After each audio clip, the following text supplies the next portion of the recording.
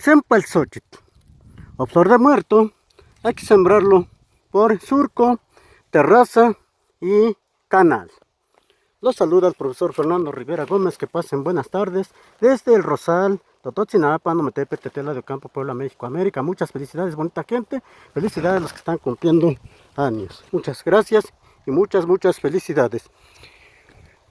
El nopal también hay que blanquearlo para que no domine la plaga con sulfato de cobre, y de esa manera disfrutamos del nopal.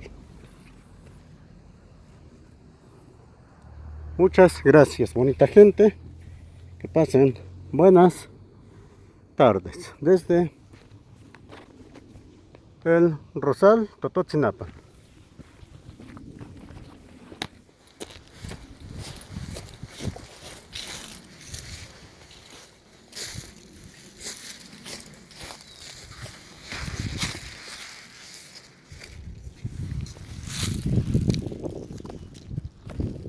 Buenas tardes.